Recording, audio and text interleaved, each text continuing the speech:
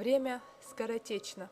Казалось, еще совсем недавно ингушский народ находился на распутье, не имел более или менее сформировавшихся государственных институтов, четкой концепции экономического и социального развития. И лишь благодаря неимоверным усилиям всего ингушского народа, помощи федерального центра, желанию иметь собственную государственность, созидать и быть равными с другими субъектами Российской Федерации, мы пришли к тому, что имеем на сегодняшний день и чем могут гордиться наши потомки. Много славных сыновей ингушского народа приближали этот день, не считаясь со временем, здоровьем, материальными затратами, спокойствием своих родных и близких. В их числе, несомненно, и депутат Верховного Совета СССР Муса Дарсигов, к сожалению, ныне покойный, который в памяти народа навсегда остался патриотом, человеком слова и дела, принципиальным и стойким общественным деятелем.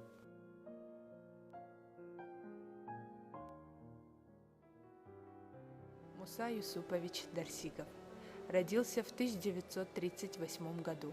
В 1956 году окончил школу в Михайловском районе Целиноградской области. Свою трудовую деятельность начал в колхозе Вишневского района в 1948 году. С 1960 года Муса Дарсигов работает бригадиром в совхозе Алханчуртовский Малгобекского района ЧССР. В 1974 году вступил в ряды КПСС. 26 марта 1989 года Муса Дарсигов всенародно избирается депутатом СССР.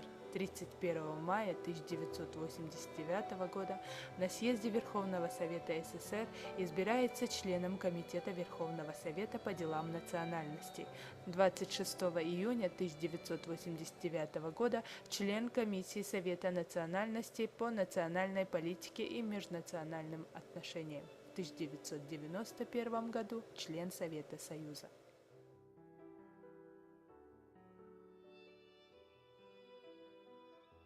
Истоки самого этого процесса национального возрождения, восстановления национальной государственности было заложено еще в 50-е и 70-х годах. Мы помним это январские события в городе Грозном, когда именно стал вопрос, ингушская общественность ставила вопрос о восстановлении своих прав. В общем, и наиболее, конечно, активные процессы воссоздания ингушской автономии, ингушской республики, конечно, пали на период перестройки, начиная с 1985 года, когда в советской стране была объявлена гласность, был взят курс на перестройку, и уже те проблемы, которые находились в глубокой стагнации, и, можно даже сказать, ингушской, и, можно даже сказать, искусственной консервации, то они стали уже обсуждаемы именно в этот период. И именно в этот период, начиная с 1988 года, и началось очень мощное национальное движение в Ингушетии, направленное на воссоздание именно ингушской государственности. Но в мае 1988 года создается инициативная группа НИСХО, которая через год, в декабре 1989 года, преобразовалась в Демократическую партию НИСХО. В том же 1989 году, в январе месяце, создается культурно-историческое общество Дякости.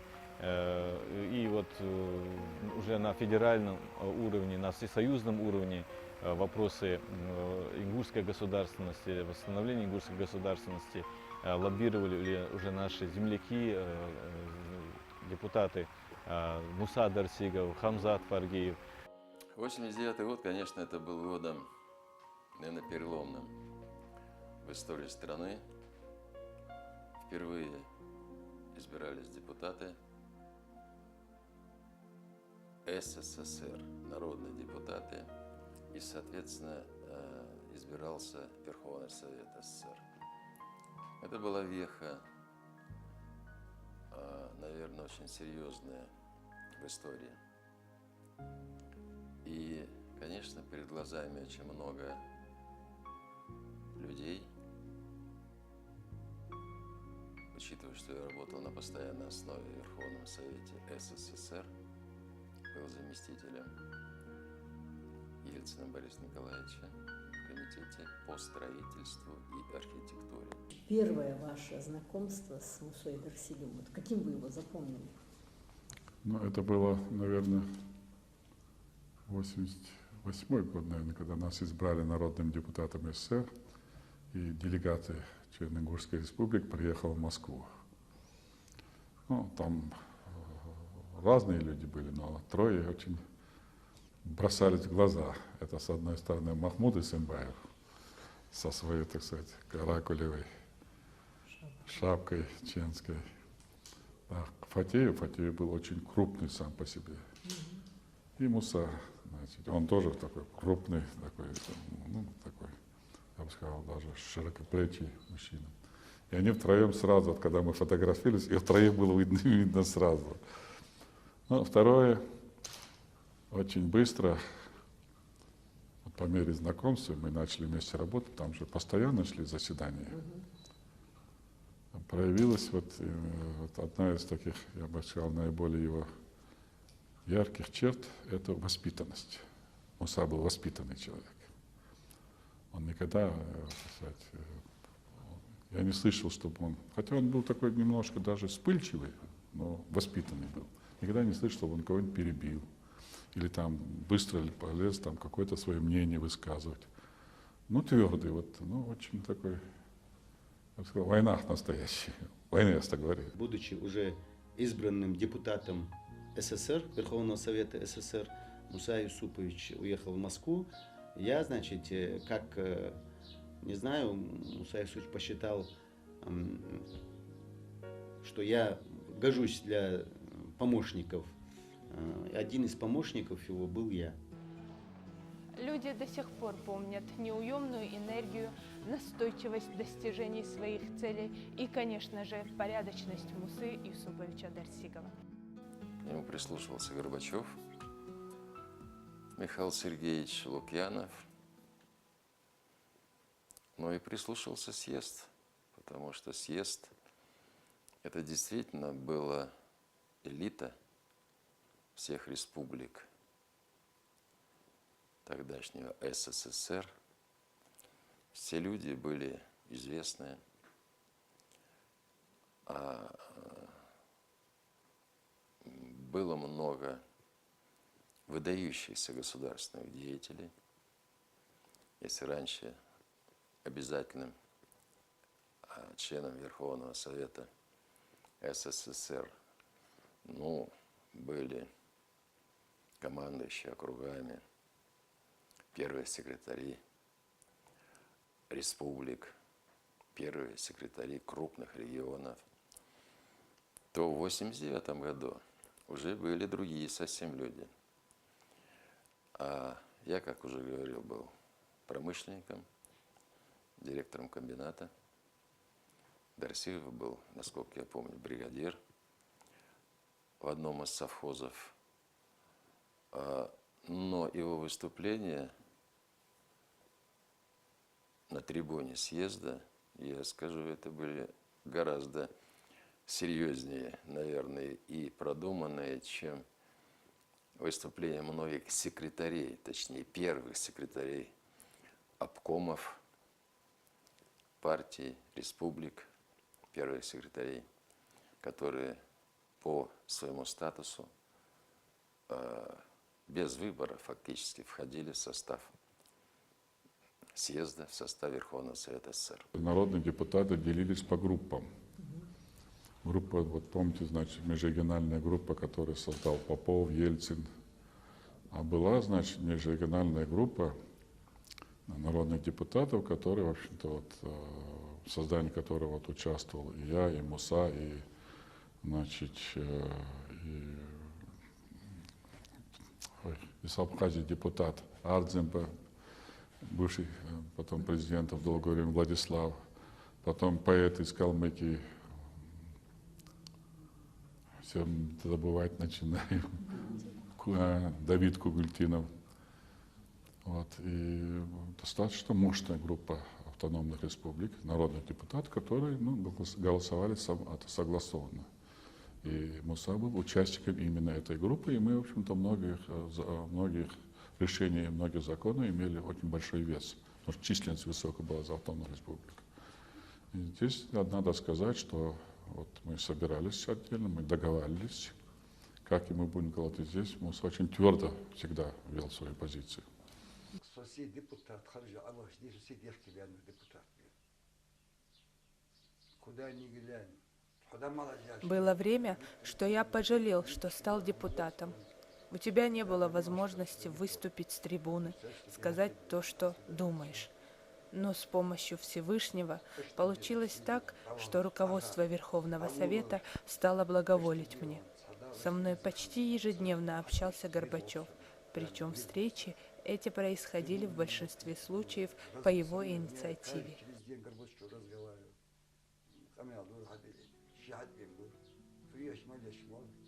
Не успев начать свой тяжелый путь в борьбе за справедливость, Муса Дарсигов своим человеческим обаянием сумел расположить к себе многих авторитетных людей. Полное уважение к Мусе Юсуповичу Дарсигову и слова известного в то время депутата Верховного Совета СССР Рафика Нишанова. Прежде всего хотел бы отметить, что съезд народных депутатов СССР был, можно сказать, выдающимся событием XX века. На съезде были представлены все слои населения Советского Союза и всех республик. Там были и ученые, и деятели культуры, и деятели промышленности, представители сельского хозяйства. Но это был очень выдающийся форум, который положил начало проведению серьезных перемен в Советском Союзе. В числе вот этих выдающихся депутатов по национально-территориальному округу Назраны был избран Муса Юсупович, очень уважаемый человек. Он входил в состав Совета национальностей. И когда меня избирали в состав Совета национальностей, Муса Юсупович активно поддержал. А потом, в течение продолжительного времени, пока заседал съезд, пока заседал Верховный Совет СССР, мы всегда с ним поддерживали самые активные отношения. Он не только занимался только делами своей республики, но он был как бы государственный человек. Он беспокоился о развитии Советского Союза, о проведении перестройки, о перестройке промышленности, сельского хозяйства, чтобы все население Советского Союза жило в хороших, благоприятных условиях. Все мы знаем Аскара Акаева, бывшего президента Киргизии, как умного и опытного политика. Он сразу увидел в Мусе Дарсигове человека, неравнодушного к проблемам не только своего народа, но и всей страны в целом. Иногда бывает, что люди высшим образованием, многими дипломами, вы знаете, они говорят штампом, вот, и это не трогает сердца и души людей. А Муса Юсупович, хоть он не имел высокого образования, но у него мысли, они шли, у него его цели, они шли от его щедрой такой души, от сердца, которого вот он служил народу. И поэтому, конечно, его слова простые, ясные, они очень вдохновляли людей. Я это очень хорошо помню, каким энтузиазмом его слушали в Ингушетии, когда мы вот встречались, члены комиссии. Большой любовью к нему относились. И он оправдал, Муса Юсупович, считаю, сыграл ключевую роль как раз в принятии постановления, имеющего силу закона о реабилитации репрессированных народов. Таким образом, он сыграл такую выдающуюся роль не только для своего родного ингушского народа, но и для всех для всех репрессированных народов, а их ведь было много. Многие депутаты запомнили Мусу Дарсигова благодаря его активности. К нему прислушивались первые лица государства. С Мусой я познакомился здесь, в Москве, будучи депутатом Верховного Совета СССР. Муса активно занимался вопросом восстановления территориальной целостности Ингушской республики, ингушского субъекта. А мы тоже, Народный совет, Оргкомитет, Народный совет, занимались параллельно тоже этим вопросом.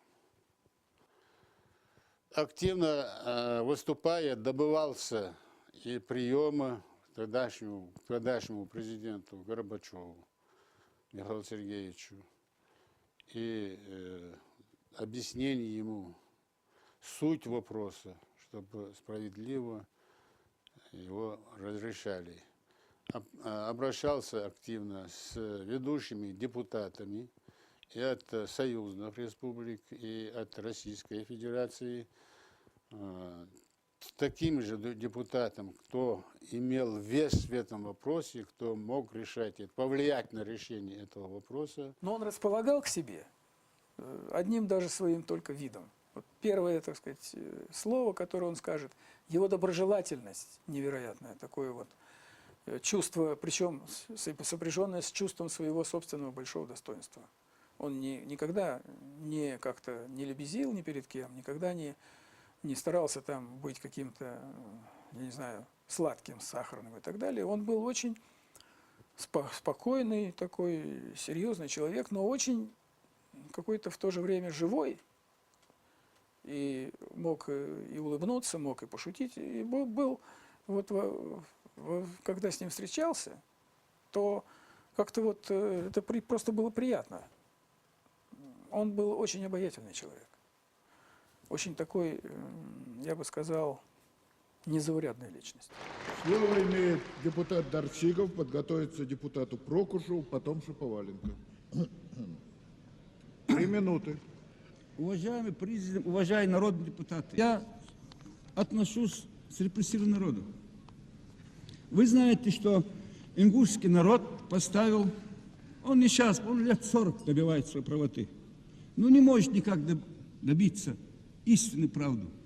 Дарсигов добивался решения всех проблем, которые были там, на Северном Кавказе. В начале октября 1989 года с огромным трудом и с большими препятствиями Муса Дарсигов сумел встретиться с Михаилом Сергеевичем Горбачевым.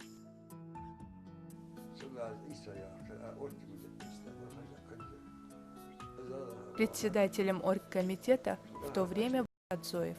Вдвоем мы нанесли визит Михаилу Горбачеву в его кабинет. Несмотря на просьбу Горбачева присесть, я несколько раз отказался, мотивируя это тем, что забуду то, что я должен сказать.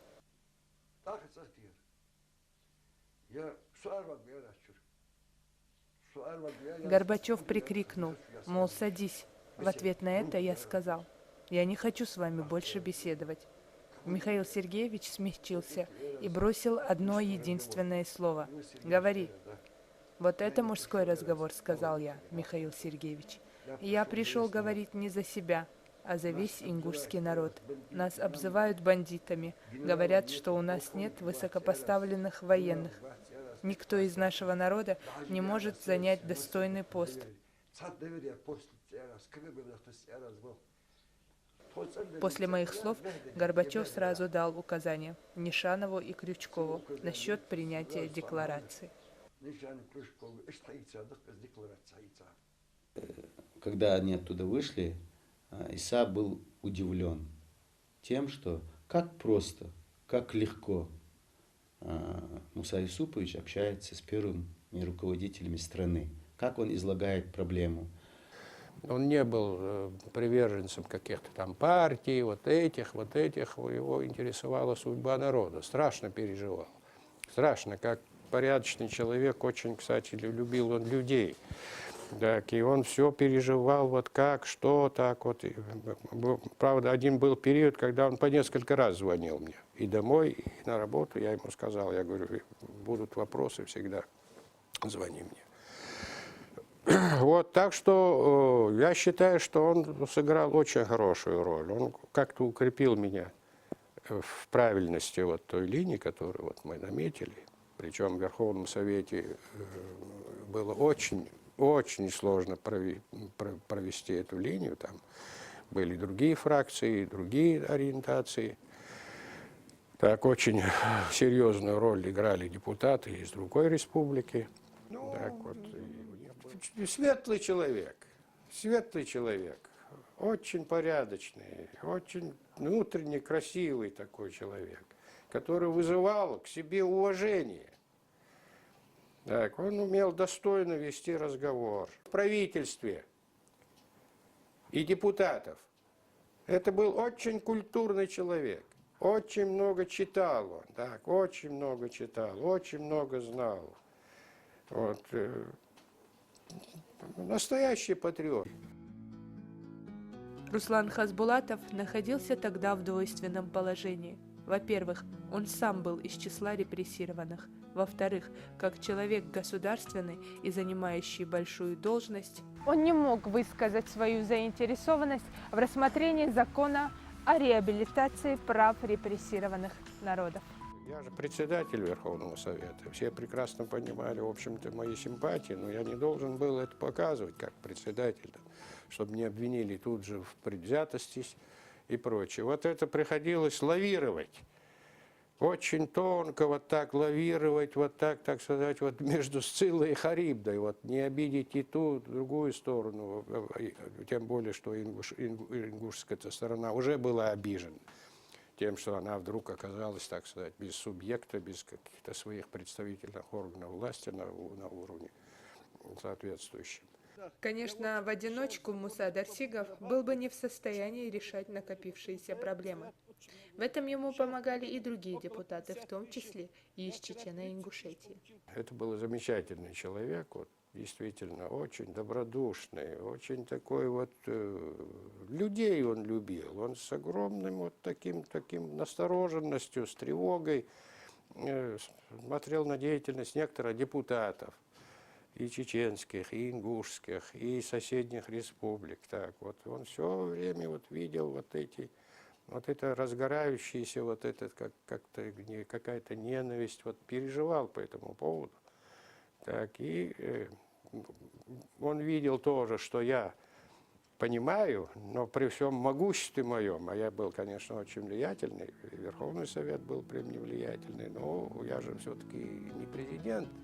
Он всей душой и мыслями был с народом, но постоянные стрессы негативно сказывались на его здоровье. Будучи депутатом, это была очень сложная работа, очень ответственная работа, очень напряженная работа. Сутками они там сидели, мне приходилось по 2-3 дня не видеть его, потому что он был там, в зале, выходил, он был выжатый лимон, еле-еле доходил до койки. Даже, я помню, он сутками не ел. Вот он был занят этой проблемой, своей работой. Но напряжение, конечно, на него сказалось, и получил он инфаркт. Получив инфаркт, значит, мы быстро обратились, и, конечно, как депутата, как уже любимца своего, его быстро госпитализировали в Кремлевскую больницу, и я находился возле него. И в этот день сессия началась. И несколько человек выступили, депутаты выступили на сессии, выступили не так, как хотелось бы Мусею Юсуповичу. То есть по отношению к тем вопросам, которые касались ингушского народа, репрессированных народов, создания республики и прочее. А вот косвенно те депутаты, которые выступали, негативно отозвались, что это не проблема, что это не надо рассматривать на съезде и так далее, и так далее. Вы бы видели, что с Мусой происходило. Муса взбунтовался. Ахмед говорит, я должен поехать на сессию. Я говорю, Муса, дорогой, нельзя, нас не выпустят. Это кремлевская больница, профессура, лечащий врач, доктор наук, он не разрешит нам. Делай, что хочешь, вези меня на Кремлевский дом съездов, я должен сегодня выступить. Я говорю, Муса Юсупович, ну регламент, ну не дадут нам, ну много там таких вещей, которые мы не сможем преодолеть. Нельзя, ваше здоровье превыше всего. В конце концов, жизнь дороже, чем смерть. Ну как так можно рисковать? Он меня заставил подойти к врачу, я пришел к лечащему врачу, я говорю, так и так. Он говорит, вы что, с ума сошли, молодой человек? Вы что, убить его хотите? Говорит, я не беру на себя ответственность за его жизнь. С инфарктом человек поступил. Я захожу, говорю, Муса Юсупович, нас не пускают. Ты не мужчина. Ты должен организовать. Все, он в больничной форме. Ну, я знаю, что бесполезно его остановить. Я спустился вниз, быстро подогнал такси. Тайным ходом его вывел.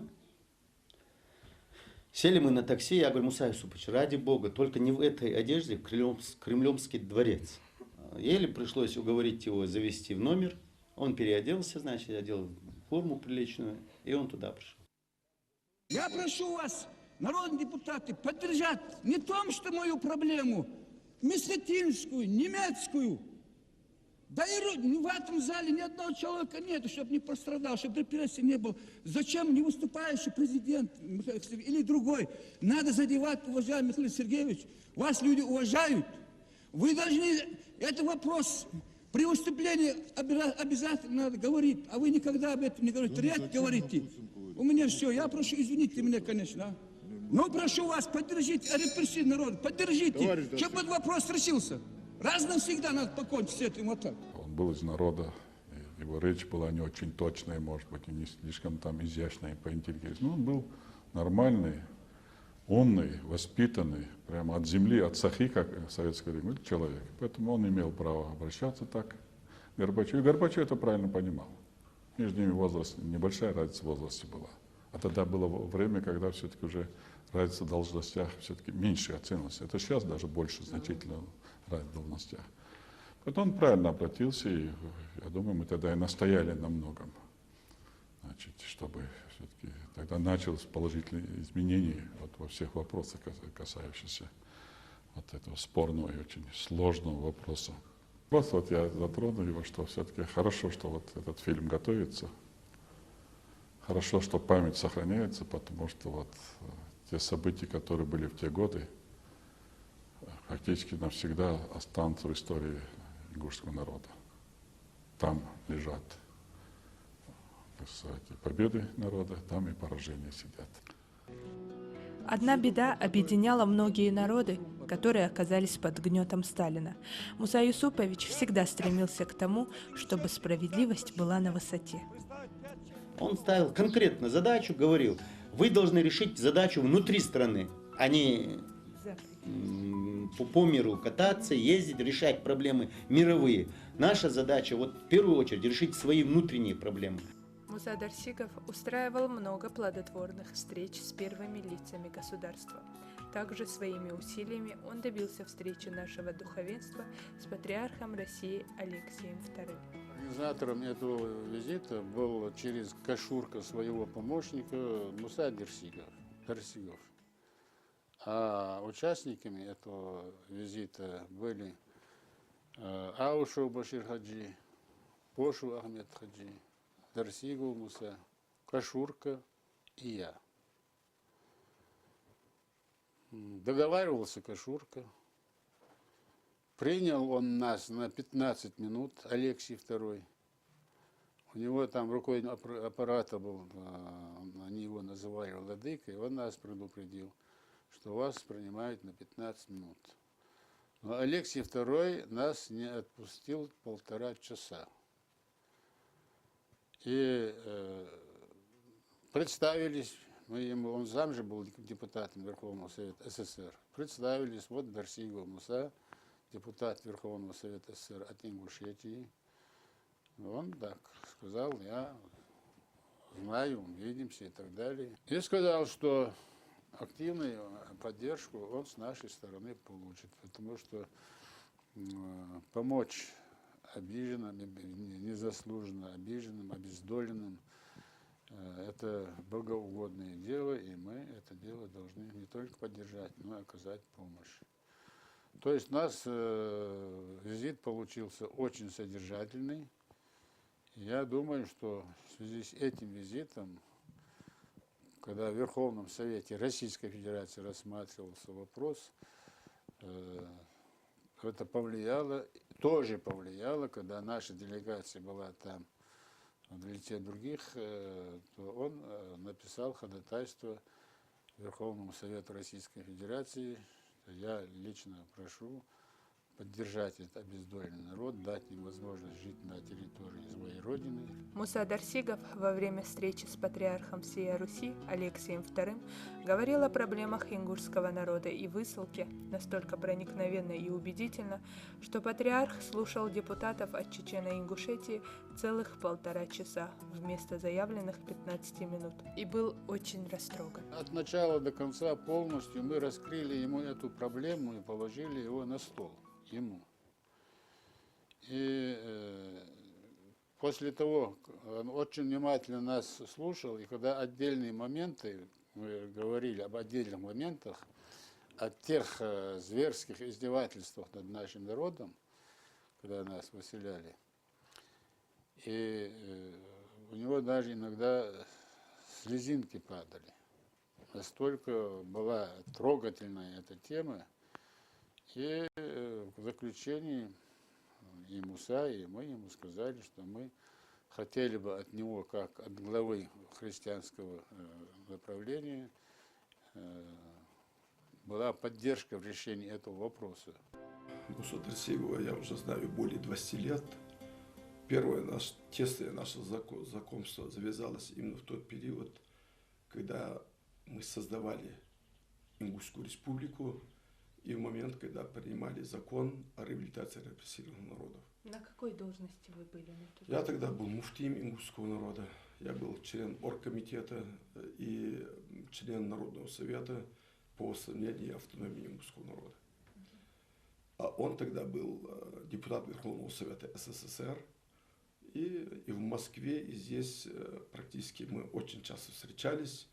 Но и все действия, которые были связаны с Народным советом и с оргкомитетом по восстановлению ингушской государственности, конечно, без участия таких людей, как депутаты Верховного Совета СССР, конечно, редко когда проводились.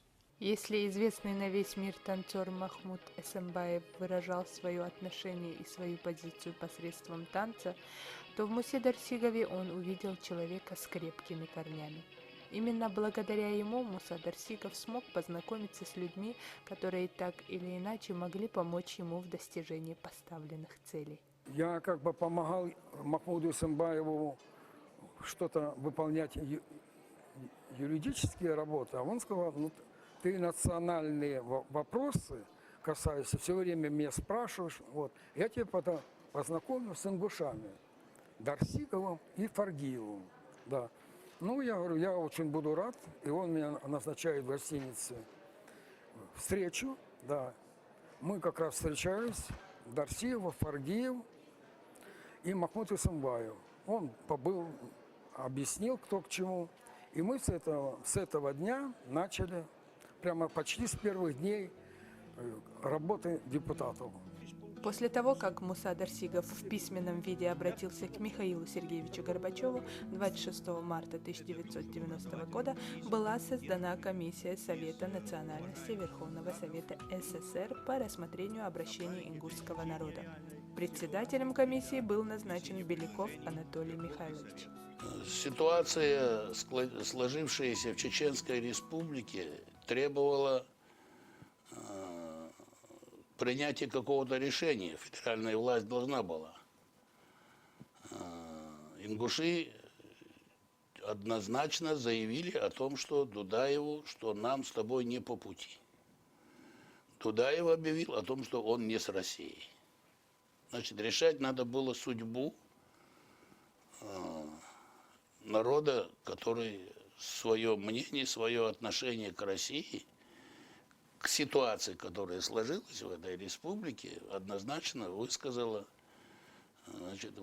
население за то, что мы с Россией. Но ни у кого страстного желания легко и просто образовать республику для ингушей не было.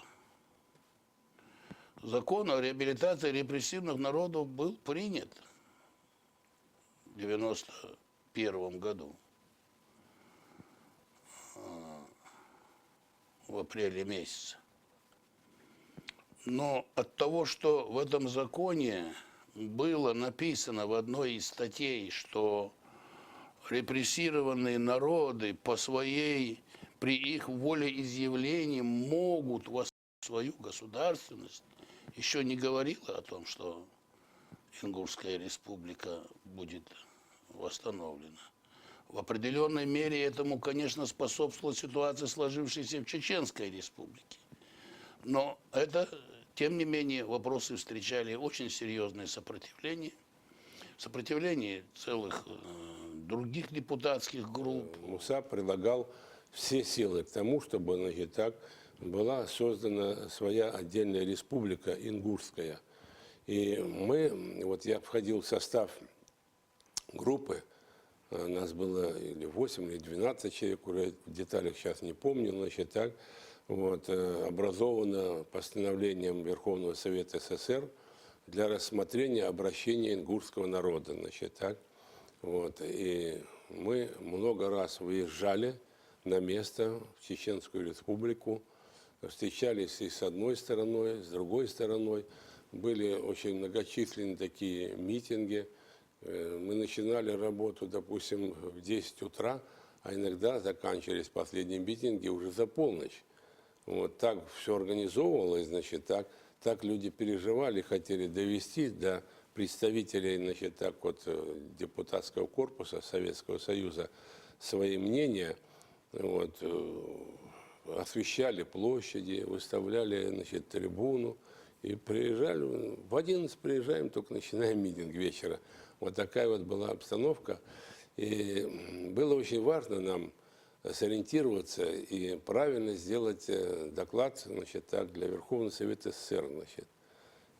И нам важно было услышать, значит, так, разные мнения. И мы, конечно, сумели выбрать рациональное зерно из тех высказываний, которые были многочисленные. И в том числе, значит, так нам, значит, очень популярно свою позицию излагал Муса. Комиссия, которая работала над ингушским вопросом, встречала много проблем на своем пути. В том числе было много возмущений со стороны депутатов, но Мусу Дарсигова это не останавливало, напротив, укрепляло веру в собственные силы. Я буду обвинять руководителей. Разве можно так подавать? Не голосуйте. Ведь комиссия работала по ингушскому вопросу, дала заключение. Ни у меня не спрашивают, и у вас не буду спрашивать. Не надо так говорить, не голосуйте. Он был искренний патриот Ингушетии. Он еще по ходу работы съезда и по ходу работы сессии Верховного Совета СССР неоднократно поднимался на трибуну, неоднократно заходил ко мне на беседу и всегда ставил вопрос о самостоятельности Ингушской республики, что допущенные во времена Сталина ошибки о переселении целых народов, чтобы было исправлено, и Ингушетия, чтобы не оставалась в составе Чеченской республики, а была самостоятельной республикой. И в том, что Ингушетия приобрела свою самостоятельность, суверенитет, выдающиеся заслуги именно Муса Юсуповича. Если вы будете живы, дети все его будут живы-здоровы, внуки будут здоровы, это будет большая память для него. Он многое сделал, чтобы ингушский народ жил счастливо. По воле судьбы я как раз, а может быть и Муса Юсупович рекомендовал, потому что мы были знакомы, мы дружили, мы были коллегами. Вот. Ну, одним словом, я не помню, кто рекомендовал, но меня тоже избрали в состав этой комиссии. И я большим удовлетворением вспоминаю, как работала комиссия. Комиссия была очень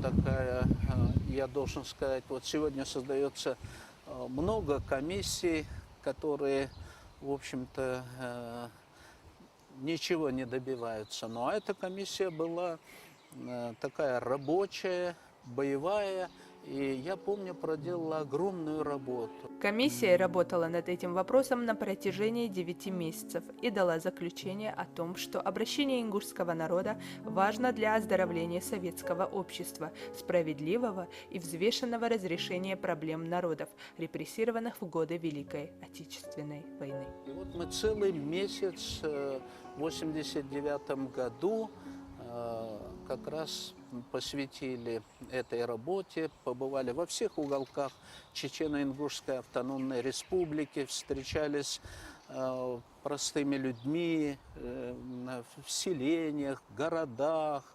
Вот.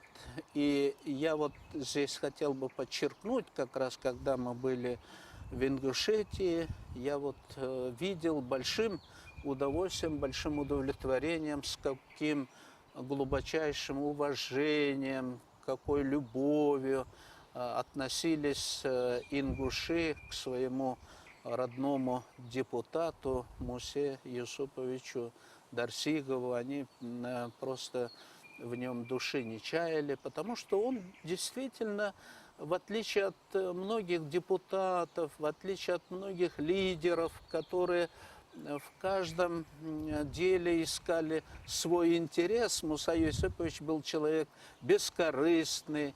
Он, я вот хотел бы подчеркнуть, он вот работал, он шил вот ради будущего ингушского народа, вот ради благополучия своего народа, ради того, чтобы народ, который действительно вносил свой выдающийся труд в становление общей нашей страны, он был полностью реабилитирован, чтобы восторжествовала историческая справедливость. Он это очень хорошо понимал, вот, и он был хорошим пропагандистом. Я помню, как вот приезжаем, вот народу много стоит на площади, а первый ряд, значит, так стулья стоят и сидят старейшины. Это надо учиться другим народам, значит, как уважать, значит, вот, пожилых людей, старейшин своих, значит, так. Вот. Ну и мне очень понравилось, что никогда не звучало, значит, каких-то призывов, значит, так, к насильственному захвату, к насильственному решению.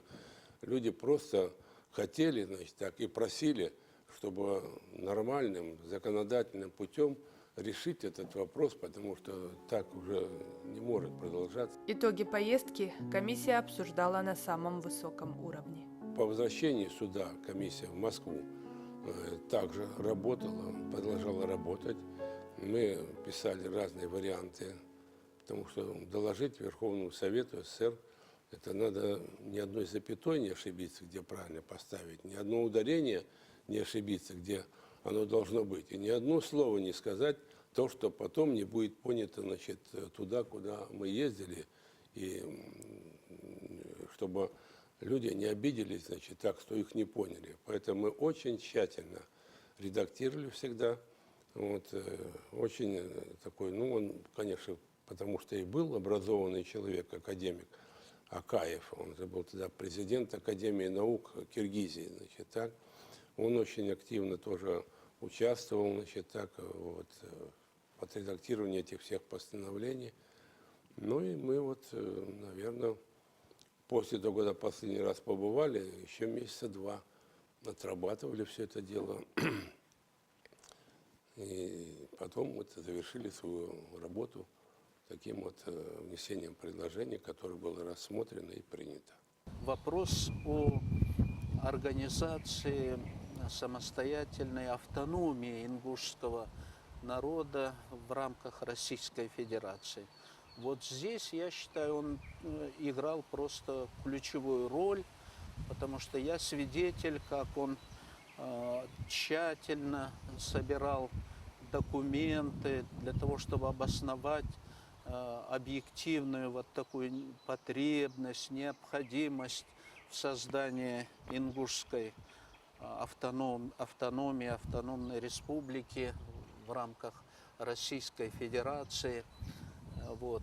Я помню, как он обсуждал с нами, интересовался этим вопросом. Но я не буду больше говорить, какую мы тягость прошли. И мне избиратели, 20 тысяч человек сказали, если у вас будет какая-нибудь возможность вручить это письмо лично Горбачеву, я это вручаю.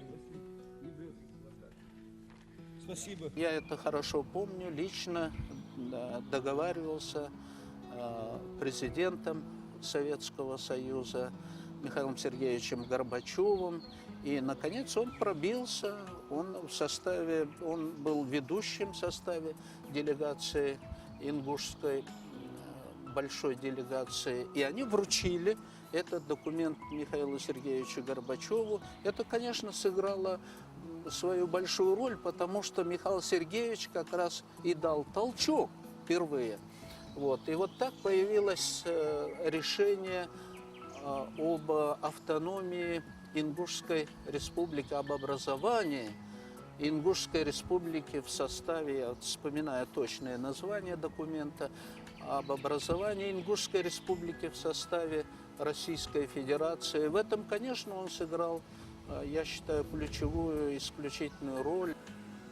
Муса Юсупович говорил в лоб: многострадальный ингушский народ, его права должны быть восстановлены. Я это вам говорю, я, говорит, тракторист, я вам от земли говорю, я там живу, я знаю. Я не знаю книги, как писать, я знаю, как надо решать вот эти вопросы для того, чтобы народ мог почувствовать, чтобы поверить России. Так где правда? Почему сегодня я должен кланяться, ходить к руководителям, отдай мою землю? Почему это так творится? Говорил грамотно, говорил с трибуны съезда обоснованно. И можно себе представить, когда в зале сидит около 5000 человек, говорить перед этой аудиторией. А аудитории, повторяю, самые компетентные, наверное, и все элиты СССР, всех республик, это было непросто. Это надо иметь было мужество. Что стоит указ создать? Даже завтра. Нас же выселяли за 2 часа. За 2 часа выселили. Почему указ не создать? Человек говорит, значит, не просто по какому-то начитанному, он говорит от жизни, выражая волю и мнение своих людей, значит, так, которых он преданно любил. И я был рад тому, что имел возможность с ним работать в Совете, в Верховном Совете СССР. Вот, и рад, что вот сегодня мы можем добрым именем, исключительно теплыми словами вспоминать его хорошие дела. На очередном съезде Михаил Сергеевич Горбачев выступил с таким обращением. Что касается Чечен-Ингушетии, я сейчас как конфликт.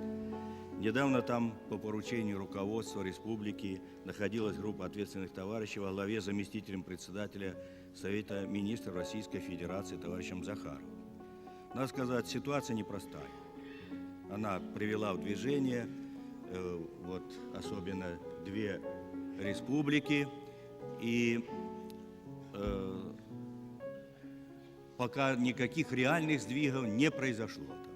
Поэтому товарищ Воротников и Власов направили письмо в Центральный комитет КПСС и Верховный Совет СССР, где они в конце указывают, что учитывая, что создавшаяся в Чечено-Ингушской ССР ситуация является весьма сложной и, очевидно, требует более углубленного изучения, считаем целесообразным незамедлительно создать специальную комиссию Совета национальности и Верховного Совета СССР для рассмотрения вопроса на месте. меня остались самые лучшие впечатления о Михаиле Горбачеве. Человек порядочный, чистый. Он никогда не пытался сделать плохое моему народу. Именно благодаря ему были отменены все преступные законодательные акты, которые принимала клика Сталина и Берия. Не было бы его, ничего хорошего для нас не произошло бы. С Горбачевым он в любое время на прямой дистанции разговаривал.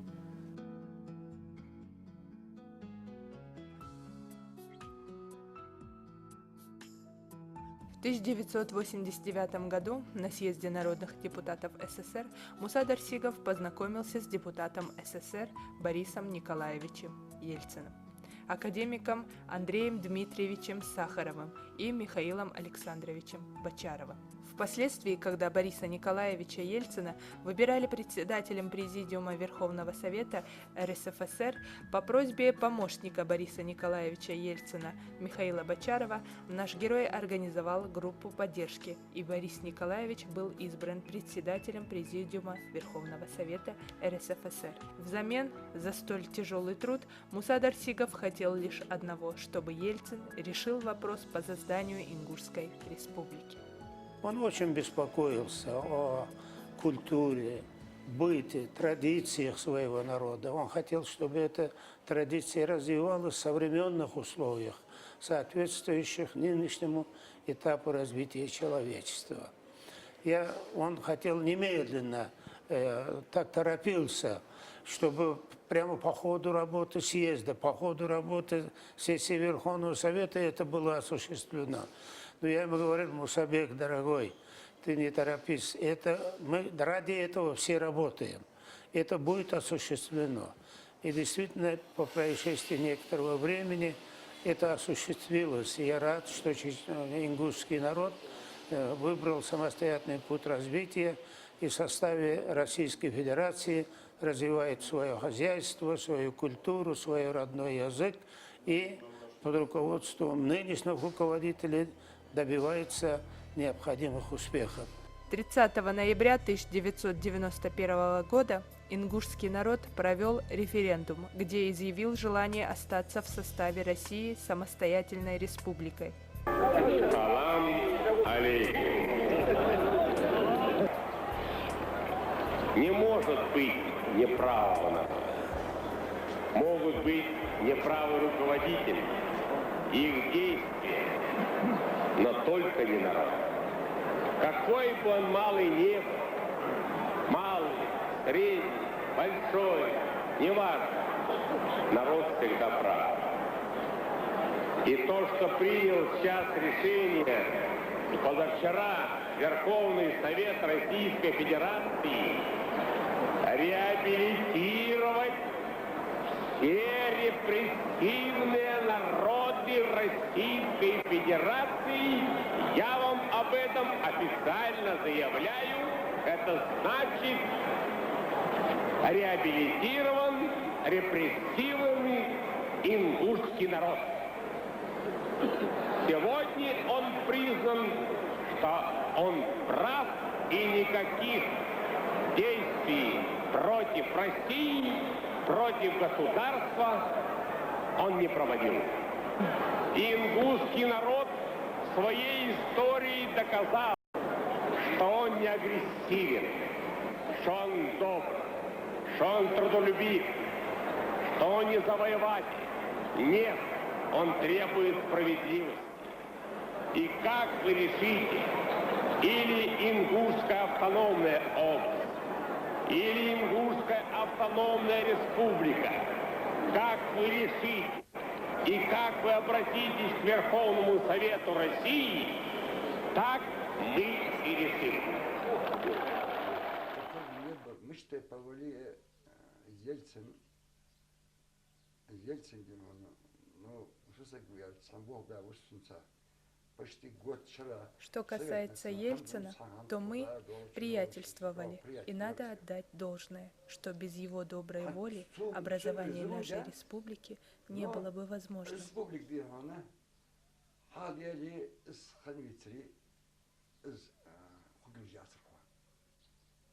Ну, заставить дырачок. Цут ховыдыр яче, сойди он. После окончания референдума я и Бимбулат Богатырев побывали у Ельцина. Ельцин уже кеатчит на референдуме. Я, как бы пользуясь своим привилегированным положением, зашел и сел на диван. До этого он меня принимал по моим подсчетам 23 раза. Я организовал его встречи с разными людьми. 23 раза. Кот и заусацу. Цар нахила парцында. Так лиха. Соаш не халиш диона. Писпус столик авортар. Ельцин. Ельцин взял небольшой столик, захватил по пути стул и сел напротив меня и проговорил. Мне товарищи посоветовали пока приостановить рассмотрение вопроса о создании Ингушской республики. Я вскочил. Ты видишь, Борис Николаевич, свой кабинет? Вот я не выйду отсюда до тех пор, пока этот вопрос не решится положительно. Не хватало, чтобы я в глазах своего народа выглядел предателем. Тяжело вздохнув, Борис Николаевич взял свой стул, столик и поставил на прежнее место. Затем набрал номер Руслана Хасбулатова и дал указание немедленно рассмотреть документ о создании Ингушской республики и добавил «срочно». Закон об образовании двух республик в равной степени Чеченской и Ингушской республики, так и вписали мы в текст Конституции Российской Федерации, ведь так, об образовании этих республик. Причем надо было одновременно делать в комплексе, чтобы не возникали большие сложности. И вот в этих вопросах я несколько раз советовался тоже вот с Мусой. Так, я ему показывал наши проекты, он говорит, я же, говорит, не ученый, говорит, но я, говорит, чувствую, что здесь, говорит, все вы сделали как надо. Теперь, говорит, только задача, вот сумеете ли вы все это принять? Я говорю, я сумею. Так, я всегда все умел проводить. Так, я сумею. Так мы и сделали. 5 февраля 1992 года уже избранным президентом России Борисом Николаевичем Ельциным в Верховный Совет РСФСР вносится законопроект о преобразовании Чечено-Ингушской АССР в Чеченскую и Ингушскую республики в составе России. Потом идет долгая и кропотливая работа нашего депутатского корпуса в Верховном Совете СССР по принятию соответствующих документов, по разработке документов. В конечном итоге все это привело к тому, что 4 июня 1992 года Верховным Советом РСФСР принимается закон об образовании Ингушской республики в составе Российской Федерации. И тут же выносится постановление о порядке введения в действие вот этого закона. Если бы не Муса, конечно, это все могло бы и не состояться. Потому что очень много было тех, кто сопротивлялся этому. Это же естественно. Никто не хочет, чтобы отдельно возникала республика. И, конечно, предпочли бы, так сказать, все это сохранить, как было. Вот он очень энергично, настойчиво этого добивался, и поэтому-то так и случилось. И он на самом высоком уровне мог общаться. Именно потому, что он был человек от народа. Это все понимали. Из народа сам. Вот я говорю, самородок. Вот кто-то там смеется над словами Ленина, что и кухарка должна... Кстати, он никогда не говорил, что она может управлять. Он говорил, что она должна научиться управлять государством. И может научиться. Даже человек вот самый простой, эта мысль была такая. Вот бригадир, значит, совхоза, да, он был. И вот доказательство, что он смог. Он действительно был на уровне самых сильных, самых активных депутатов. Эти два, можно сказать, его выдающихся деяния, которые увенчались успехом, это его вклад неоценимый в принятие постановления о реабилитации репрессированных народов, и второе – об образовании Ингушской республики в составе Российской Федерации. Они, конечно, заслуживают того, чтобы имя Мусы Юсуповича Дарсигова, оно было вписано золотыми буквами в историю ингушского народа, и чтобы его память была увековечена. Я так убежден, думаю, потому что, побывав тогда, 20 лет назад, в Ингушетии, в Чечне, я видел, каким уважением, какой любовью к нему относились. Я думаю, что это долг просто, это долг нынешних руководителей Ингушской республики, это долг нынешнего поколения ингушей. Я считаю, что это их святой долг, потому что надо помнить. Я вот обращаюсь к ингушскому народу, обращаюсь к лидерам ингушского народа, руководству Ингушской республики. Вот я хотел бы сказать, что он заслуживает увековечения его памяти, его светлой, незабвенной памяти, вот, как один из таких ярких представителей ингушского народа на таком очень переломном, ответственном этапе, когда решалась судьба ингуш. Я считаю, что вот создание условий для этого нового подъема, духовного подъема, вот, благополучия ингушского народа сыграл огромную роль народный депутат СССР, депутат от ингушского народа Муса Юсупович Дарсигов. И я считаю, что его память должна быть, конечно, безусловно увековечена, потому что если этого не сделать, и если обесценивается труд предыдущих поколений, то нет будущего. Расул Гамзатов очень хорошо когда-то сказал, замечательный великий сын Дагестана, России, сказал, что если ты выстрелишь в прошлое из пистолета, будущее выстрелит в тебя из пушки.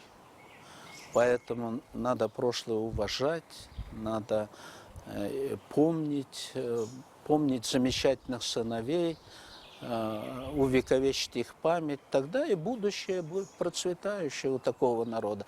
А вот обращаясь к ингушской молодежи, я хотел бы сказать, что надо брать пример Мусы Юсуповича. Муса Юсупович был выдающимся человеком труда, вот, и он мог служить примером для всей молодежи, что именно трудом, честным, бескорыстием, служением своему народу человек может принести очень много пользы своему народу. Вот таким человеком был Муса Юсупович Дарсигов. Я считаю, что для молодежи он является образцом, замечательным примером.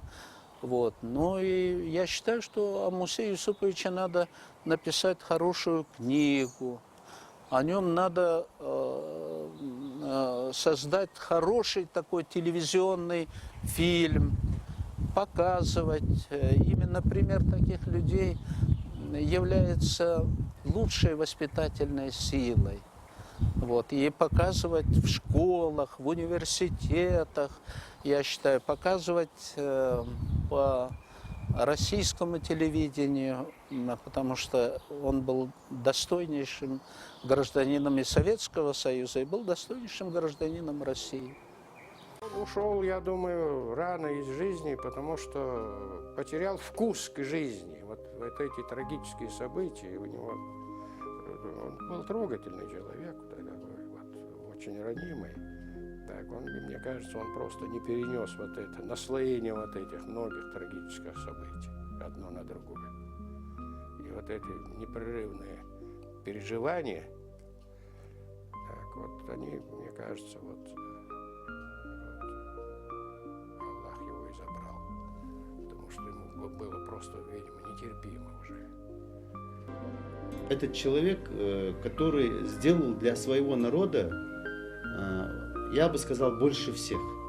Потери Мусы, конечно, для тех, кто знал его, это большие потери для нас. И никогда мы не видели, чтобы Муса говорил то, что он не думает. Это самый главный человека, что он говорит то, что он думает, а не лицемерит. Он был человек, не устающийся делать добро. И в этом великое ему спасибо от всех нас, ныне живущих. Вот я могу сказать только одно. Он свою жизнь прожил, на мой взгляд, честно, принципиально. И наши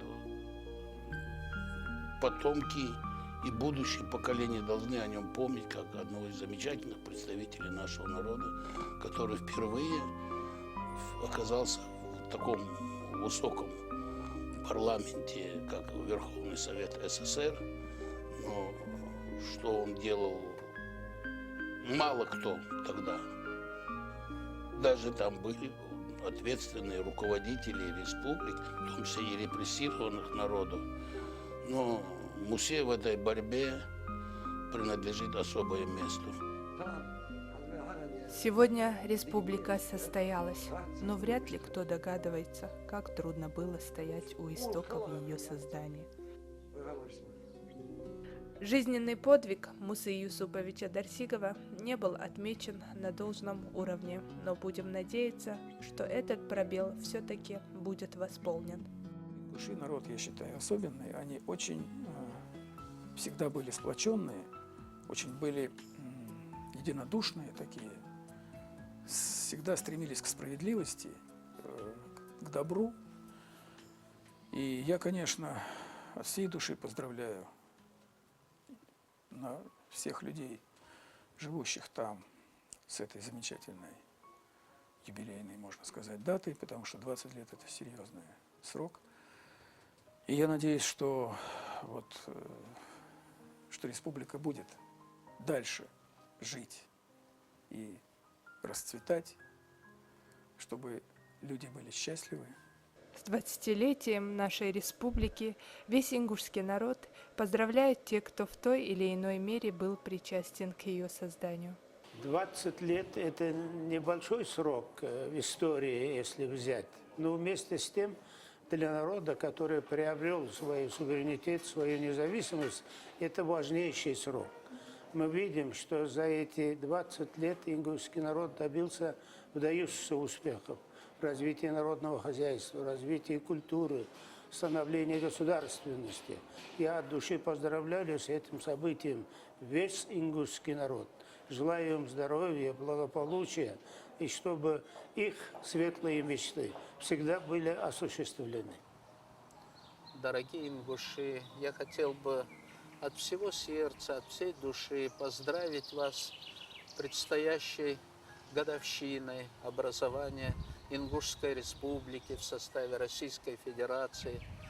Пожелать трудолюбивому ингушскому народу благополучия, процветания, а самое главное мира, чтобы был мир на этой земле.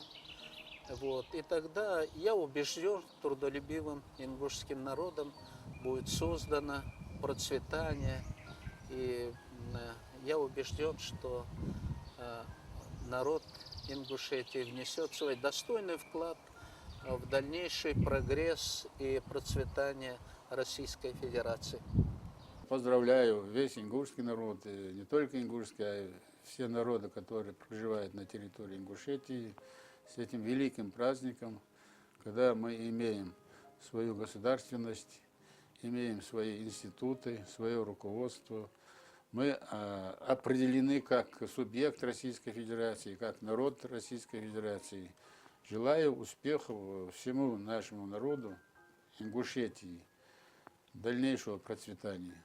Пользуясь случаем и в связи с тем, что в ближайшее время будет уже серьезная дата, 20 лет это все-таки серьезная дата со дня основания республики. Я, как человек, который имел какое-то отношение прямое к реализации этой идеи, хочу от всей души пожелать, значит, всему ингушскому народу счастья, здоровья, процветания, чтобы республика развивалась, чтобы она была, значит, настоящим, полнокровным членом нашей Российской Федерации. Я уверен, что сегодня правительством России делается все для развития Кавказа, Северного Кавказа. И я думаю, что, значит, трудные времена, которые сегодня еще имеют место быть у нас объективно, они все-таки будут скоро завершены. И я думаю, что больше будет улыбок, больше будет счастья, больше будет радости на всех лицах. Я этого желаю от души всему ингушскому народу. Я, конечно же, желаю самым искренним образом счастья, здоровья, успехов нашему народу, ингушскому народу, да, который рядом живет с чеченским народом, чтобы они между собой тоже дружили, чтобы решали какие-то совместные свои вопросы, а их, наверное, немало. Ну, конечно, Ингушетия прошла очень трудные судьбы. Так, хотелось бы надеяться на то, что процесс становления так, будет более такой вот позитивный. И, конечно, я хотел бы пожелать всем. Здоровый народ должен быть здоровый. Я хотел бы пожелать здоровья, счастья, успехов. 20 лет – это, конечно, большой исторический, в рамках нашей жизни, исторический период. А для мира, конечно, 20 лет – это вроде бы как одно мгновение. И, наверное, в эти дни, в преддверии эти 20-летия, и на самом, наверное, празднике, который, я думаю, что должен отмечаться в Ингушской республике, учитывая, что это фактически образование новой структурной единицы Российской Федерации, и, в принципе, пройдено много и тяжелых моментов становления Республики Ингушетия, и много было бед, и много было успехов. Я думаю, что впереди гораздо лучшие времена, но никогда не надо забывать тех, кто стоял у истоков этого 20-летнего юбилея. Все они сделали настолько много, вроде бы для небольшого народа Ингушской республики, что, наверное, должны остаться в памяти всего населения. Каждый из наших людей, каждый гражданин республики в полном объеме осознает эту значимость этого процесса. Сейчас на пороге мы отвечаем, мы на пороге стоим 20-летие республики, и каждый из нас должен вносить стройный фундамент этого здания, которое называется Ингушская республика, в свой вклад в ее возрождение, в ее процветание и ее развитие. Пошло ли мое депутатство не во вред, а на пользу республики? Пускай рассудит время. За 20 лет со дня создания ингушской государственности изменилось и сделано многое, и в этом тоже заслуга Мусы Дарсигова. Это и своя столица, город Магас, и учебные заведения, и промышленные объекты, и культурные учреждения, собственные средства массовой информации и, конечно же, люди, все активнее включающиеся в процесс созидания и строительства республики. Этот набирающий обороты процесс выявил среди нас массу талантливых людей, ученых, артистов, врачей, предпринимателей и даже альпинистов, которым смиренно покоряется неприступный Эверест. Заявили о Ингушетии в полный голос и наши спортсмены. Чемпион мира. Очень интересный поединок.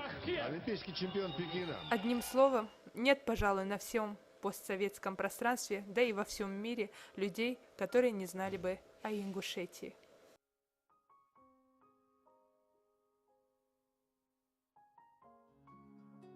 А напоследок хочу зачитать строки, которые я посвятила этому, не побоюсь этого слова, великому человеку. Все проходит, и жизнь гаснет, как уголек, но память нас часто приводит к тем, кто от нас сегодня далек, к тем, кто себя никогда не жалел в борьбе за правую жизнь, к тем, кто сложный путь одолел, не дав свой народ даже словом унизить. 20 лет назад родилась наша республика, в тяжелых муках сквозь сотни преград, и в этом крылась своя изюминка. Муса Дарсигов – один из немногих, к которому эти строки относятся. Он был из народа, и правил был строгих, к которым относится. Народ свой любить, ложь ненавидеть, правде служить, лишь добро предвидеть. Он это сумел, не дал нам упасть, трудный путь одолел, чтоб могли мы мечтать. Могли улыбаться, свой край восхвалять, Ингушетию милую день за днем воспевать. Спасибо за солнце, славный город Магаз, за день сегодняшний, за вчера, за сейчас. Вы в памяти нашей живы всегда, вам дань уважения не выдать сполна. Вы лучший из лучших, человек от земли, вам качеств присущих, увы, других не найти.